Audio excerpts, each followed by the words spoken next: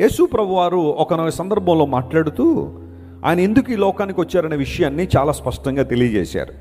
జక్కయ్య సందర్భం మనందరికీ తెలుసు. ఎరికో పట్టణంలో దేవుడు జక్కయ్య ఇంటికి రాగానే ఆయన జక్కయ్యతో సంభాషణ చేసి ఆ తర్వాత జక్కయ్య తన యొక్క నిర్ణయాలన్నీ తెలియజేసిన తర్వాత సర్వలోకాన్ని ఉద్దేశించి యేసుప్రభు మాట చెబుతూ, నశించిన దానిని వెదకి రక్షించుటకు మనుష్య కుమారుడు వచ్చెను అనే మాట వాడారు.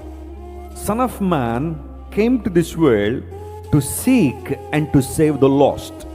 ఎవరైతే నశించిపోయారో, ఎవరైతే గతించిపోయారో, పాపము అనే ఆ బంధకాలలో నలిగిపోతున్నారో, పాపము అనే ఆ భయంకరమైన కాడి క్రింద ఛిద్రమైపోతున్నారో వారందరినీ రక్షించడానికి వచ్చాను.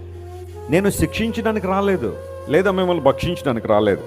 రక్షణ అనే బహుమానాన్ని మీకు ఇవ్వడానికి వచ్చానని యేసు ప్రభువారు పదే పదే ఇదే విషయాన్ని లోకానికి తెలియజేశారు.